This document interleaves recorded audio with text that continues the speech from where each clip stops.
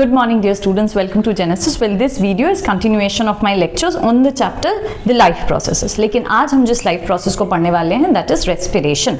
Now respiration को start करने के पहले let us understand why is this life process so essential. Remember one thing, जो भी खाना हम खाते हैं that food is there in our body to generate energy. वरना खाने का कोई purpose ही नहीं है. Now this food is first broken down during the process of digestion into smaller units, very small units which can be easily absorbed by the cells. और जब cells में ये small unit absorb हो जाता है, जैसे कि we already know carbohydrate broken down into glucose, then proteins into amino acids, fat into fatty acid, glycerol. So finally everything will come down into glucose and will be taken up by the cell. लेकिन इसके बाद क्या? Now inside the cell this glucose is going to be broken down to release energy. और ये जो process है where the food or the glucose is broken down to release energy, this is called respiration. Now ये जो glucose का breakdown है this can happen in various ways. एक way हो सकता है of course in presence of oxygen, that means इसके साथ ऑक्सीजन को ऐड किया गया and then there is generation of energy. What else get generated हम लोग सब पढ़ने वाले हैं. Another method is where it is happening in absence of oxygen, that means oxygen की जरूरत ही नहीं है and then also it produces energy. So right now हमारे पास there are two methods by which energy can be generated from the digested food. अगर इसे oxygen के presence में किया जाता है breakdown, then that method is known as aerobic respiration, क्योंकि oxygen था. अगर same process in absence of oxygen हो रहा है then we call that anaerobic respiration. So respiration के दो टाइप्स भी हमें पता चल गया. अगर लेकिन अब समझते हैं ये सारी चीजें सेल में होते कहाँ हैं, लोकेशन वाइज क्या है. So if this is the cell and here is the nucleus of the cell and there are some organelles हमें ऑलरेडी पता है, like there will be mitochondria in the cell. मैंने स्पेसिफिकली माइटोकॉन्ड्रिया इसलिए draw किया क्योंकि हम लोग already जानते हैं इसे कहा जाता है power house of the cell. क्यों? Because this is the part where energy generation takes place. इसीलिए instead of drawing other organelles I have focused on mitochondria. So होता क्या है, पहले the glucose will enter into the cell. Where exactly in the cell? The cytoplasm. तो ये जो glucose cell के cytoplasm में है और इसे तोड़ के जो एनर्जी प्रोडक्शन होगी, this entire process is not one step, there are many substeps into it. और उन सारे सब स्टेप्स को हमें धीरे धीरे समझना होगा. जैसे the first step of glucose metabolism is glucose, जो कि एक 6 कार्बन कंपाउंड है, इसे तोड़ा जाएगा इनटू अ 3 कार्बन कंपाउंड जिसे कहा जाता है पाइरूवेट. याद रखना ये जो स्टेप मैंने बनाया which is breakdown of glucose into pyruvate, ये स्टेप एरोबिक एनारोबिक दोनों कंडीशन में हो सकता है. दैट मीन्स अगर ऑक्सीजन है तो भी ग्लूकोज को पाइरूवेट में तोड़ा जा सकता है, अगर नहीं है तो भी ग्लूकोज को पाइरूवेट में तोड़ा जा सकता है. एंड इस पूरे रिएक्शन का जो लोकेशन है वो है साइटोप्लाज्म ऑफ सेल. सो हमें सबसे पहला स्टेप ऑफ रेस्पिरेशन समझ में आ गया, where the glucose 6 carbon compound will be broken down into a 3 carbon compound called pyruvate. ये प्रेजेंस एब्सेंस मैटर नहीं करता है. बेसिकली इस रिएक्शन के लिए ऑक्सीजन की कोई ज़रूरत ही नहीं है. सो अगर ऑक्सीजन है तो भी वो यूटिलाइज नहीं होगा इस स्टेप में, और अगर ऑक्सीजन नहीं है तो भी there is no nothing much. अगर ऑक्सीजन नहीं है तो भी कोई बहुत बड़ा चेंज नहीं होने वाला. तो हमें बस इतना याद रखना है, in the cytoplasm of the cell पहले ग्लूकोज को तोड़ दिया जाता है इनटू पाइरूवेट. अब हम लोग समझेंगे what happens to this pyruvate. Now this pyruvate depending upon presence of oxygen, absence of oxygen और इनसफिशिएंट ऑक्सीजन, ऐसे तीनों कंडीशन में ये पाइरूवेट टूट के 3 अलग अलग प्रोडक्ट्स प्रोड्यूस करते हैं. बट रिमेंबर वन थिंग, जो भी प्रोड्यूस हो energy will always be released in the process.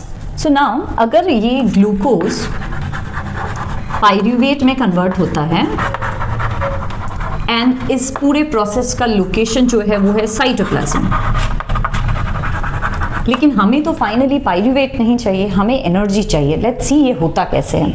Now this can happen in 3 different condition. पहला कंडीशन है presence of oxygen.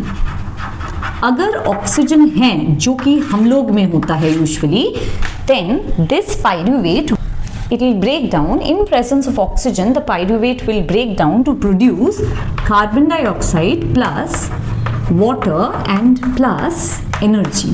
This is what happens in our cells. लेकिन याद रखना, ये जो presence of oxygen में pyruvate का breakdown हो रहा है, it happens in the mitochondria. इसीलिए हम लोग माइटोकॉन्ड्रिया को power house of the cell कहते हैं. So in the mitochondria pyruvate enter करता है. ऑक्सीजन बोम्बार्डमेंट के बाद there is production of CO2, water and energy. और एक प्रोसेस क्या है जहां lack of oxygen, insufficient oxygen, अगर ऑक्सीजन इनसफिशिएंट है, ये कंडीशन हमें दिखता है हमारे मसल सेल्स में. तब instead of carbon dioxide, water, energy produce होता है lactic acid and energy. This lactic acid gets accumulated in the muscle cells और इससे कॉज होता है मसल पेन. इसीलिए जब हम लोग बहुत ज़्यादा एक्सरसाइज करते हैं, suddenly where your body is not prepared for it, then what happens to give more energy to the muscle cells, insufficient oxygen में भी पाइरुवेट का ब्रेकडाउन होता है and that results in production of lactic acid, जिसके accumulation से body pain होता है. इसको ओवरकम करने के लिए हमें क्या करना चाहिए? या तो हमें ऑयल मसाज करना चाहिए या हॉट वाटर बाथ लेना चाहिए, बिकॉज इन दोनों सर्कमस्टेंसेस में ब्लड फ्लो बढ़ जाता है to the muscle and blood अगर बढ़ेगा so it will bring more and more oxygen. ज़्यादा ऑक्सीजन के प्रेजेंस में लैक्टिक एसिड का कंप्लीट डिसइंटीग्रेशन हो जाएगा. द थर्ड स्टेप जो हो सकता है that is absolutely in absence of oxygen. अगर ऑक्सीजन एकदम नहीं है तो होगा. याद रखना, ये जो इन एब्सेंस ऑफ ऑक्सीजन है, इसी को हम लोग एनाएरोबिक रेस्पिरेशन कहते हैं. और ये एनाएरोबिक रेस्पिरेशन परफॉर्म करने वाले ऑर्गेनिज्म का नाम है ईस्ट. ईस्ट हमें पता है इज एन यूनिसेल्युलर फंगी. इस एनाएरोबिक रेस्पिरेशन के दौरान जब ईस्ट जो बाई प्रोडक्ट्स प्रोड्यूस करते हैं वो हमारे लिए बहुत ज़्यादा इंपॉर्टेंट है इंडस्ट्रियल लेवल पे. कौन से बाई प्रोडक्ट्स प्रोड्यूस करते हैं? Ethanol. This ethanol is utilized by us in beverage industries, जहां हम ड्रिंक्स बनाने के लिए इसे यूज करते हैं. और एक चीज जो प्रोड्यूस होता है that is carbon dioxide. This anaerobic respiration has a major role in our industries, specially हमारे beverage industry and baking industry में. ब्रेवरेज इंडस्ट्री में इसे यूज किया जाता है for the production of ethanol and other forms of alcohol, and baking industry में use किया जाता है for this carbon dioxide. Actually in baking industries we all know the dough that is used, it has carbohydrate in it. Basically वो मैदे से बनता है. Now when you add yeast to it, then the yeast utilizes this carbohydrate and undergoes this anaerobic respiration, जिससे वो produce करता है carbon dioxide and ethanol. ना इथेनॉल क्योंकि इतने हाई हीट में केक बेक किया जाता है वो इवेपोरेट कर जाता है, and the carbon dioxide it also tries to escape. लेकिन जब ये एस्केप करने की कोशिश करता है तो जो डो रहता है it causes leavening of the dough. That means वो डो अचानक से रेज होता है हाइट में so that the carbon dioxide can escape, and इस प्रोसेस के दौरान the dough becomes soft and spongy. इसीलिए इन सारे रीजंस के लिए this process has great industrial value. इस प्रोसेस का और एक नाम है fermentation. So fermentation is basically that process जहां ईस्ट एनाएरोबिक रेस्पिरेशन परफॉर्म करके प्रोड्यूस करता है ethanol, carbon dioxide and energy. इस चार्ट से it's very clear that energy is a product which is produced in all the three conditions. However, the amount of energy produced in case of aerobic respiration in the mitochondria is maximum in comparison to other two. Now let us understand इस energy का होता क्या है within a cell. See, inside a cell, the energy that is produced after respiration is utilized for conversion of ADP. इसका मतलब है adenosine. It's a chemical diphosphate. Di मतलब दो, मतलब इसके साथ दो phosphate attached रहते हैं और इसको हम लोग convert करते हैं into ATP, which is adenosine triphosphate. इसी को कहा जाता है energy currency of a cell. ऐसा क्यों? Because this is utilized by the cell to perform various metabolic activities. लेकिन इस conversion को करने के लिए एक डाई से ट्राइफॉस्फेट बनाने के लिए we have to add one inorganic phosphate, and इसके लिए जो एनर्जी की जरूरत होती है वो रेस्पिरेशन में यूटिलाइज होता है, यूज किया जाता है. So that energy is utilized to produce ATP. ये एक stored form of energy है जिससे सेल कभी भी अपनी जरूरतों को पूरी करने के लिए यूज कर सकता है. Remember one thing, इस पूरे प्रोसेस प्रोसेस के दौरान it was very clear that during the process of respiration हमें ज़रूरत होती है ऑक्सीजन की और हम रिलीज करते हैं carbon dioxide.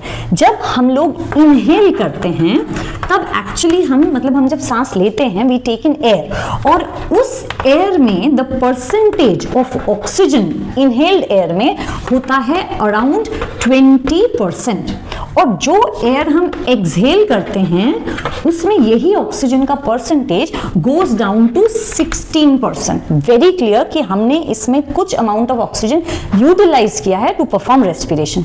What about carbon dioxide? The percentage of carbon dioxide in the air is almost 0.04%, लेकिन यही एयर जब हम एक्सहेल आउट करते हैं तो ये percentage goes up to 4%। That means 0.04% से 4% हो जाता है, which is a huge change. Why?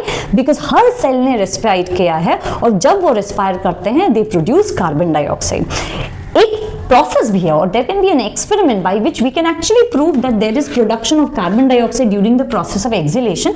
इसमें हम एक टेस्ट ट्यूब लेंगे and in the test tube we will take lime water और इस लाइम वाटर में with the help of a straw we are going to blow carbon dioxide, और जब हम ब्लो करेंगे देखेंगे ये lime water turns milky because in presence of lime water and carbon dioxide एक प्रोड्यूस होता है एक केमिकल जिसे कहा जाता है calcium carbonate, and this carbonate gives that murky appearance or milky appearance. So it's very clear जब हम exhale करते हैं वहाँ कार्बन डाइऑक्साइड का क्वांटिटी काफी ज्यादा होता है, and that is why it can be easily proved by taking a test tube with lime water. लेकिन जब हम ऑक्सीजन की बात करते हैं we know respiration is impossible without oxygen. What about different organisms? इन्हें ये ऑक्सीजन मिलता कहते हैं, जैसे हम जैसे टेरेस्ट्रियल ऑर्गेनिजम्स हमें ऑक्सीजन मिलता है एटमॉस्फेयर से, as in from air, whereas जब हम aquatic organisms की बात करते हैं like for example फिश, उन्हें जो ऑक्सीजन मिलता है वो oxygen basically dissolved in water रहता है, सो उसका क्वांटिटी परसेंटेज कम है compare to the quantity of oxygen which is present in the air. इसीलिए एक्वाटिक एनिमल्स के लिए एक प्रॉब्लम होता है and that problem is that they have to breathe very fast, क्योंकि उन्हें वो डेफिशिएंसी को कवर अप करना पड़ता है। That is why there rate of breathing, that is inhalation and exhalation, is way faster than us. And what about the organs that they have for respiration? They have a very simple organ called gill, जो basically lungs की तरह काम करता है, and it is covered by a bony covering called operculum. So जब ये mouth open करके water को लेते हैं, that water is sent to the gills, gills में वाटर से ऑक्सीजन को ले लिया जाता है and gills surrounded by blood, so वहां से ऑक्सीजन को ब्लड में ट्रांसफर कर दिया जाता है, which rushes to every part of the fishes body and gives it, and rest of the water को ड्रेन आउट कर दिया जाता है। इतना सिंपल नहीं है, we have a very complicated organ system okay to perform respiration. Last रह जाता है plants. See in case of plants हमें पता है कि they perform two processes, one is respiration, another is photosynthesis. जब ये रेस्पायर करते हैं they will take in oxygen and give out carbon dioxide, लेकिन ड्यूरिंग द डे जब ये रेस्पिरेशन करते हैं and when they release carbon dioxide, उसी कार्बन डाइऑक्साइड को प्लांट फिर से पकड़ लेता है to produce food by the process of photosynthesis. इसीलिए ड्यूरिंग द डे हमें कार्बन डाइऑक्साइड रिलीज होते हुए नहीं दिखता है फ्रॉम द प्लांट्स, वेयरएज यही प्लांट्स अगर इवनिंग में देखा जाए the process of respiration continues, और अभी वो फोटोसिंथेसाइज कर नहीं रहे, as a result of which now they take oxygen and they give out carbon dioxide. इसीलिए कहा जाता है कि सुबह को हमें कहीं ज्यादा ऑक्सीजन मिलेगा एक प्लांट से देन की रात को। अनदर थिंग, प्लांट्स के इस एक्सचेंज के लिए we know they have a window and the name of that window is stomata. So whatever exchange will happen inside the plant of taking in carbon dioxide और giving out oxygen, ये सारी चीजें जब photosynthesis के दौरान या respiration के दौरान when they are taking in oxygen and giving out carbon dioxide, everything will happen through the stomata. So with this I finish today's class. I hope you have liked my teaching. If you have liked, then please share my channel with your friends and subscribe my channel. And yes, post your doubts or any question that you have. That will make the class more interactive. Thank you.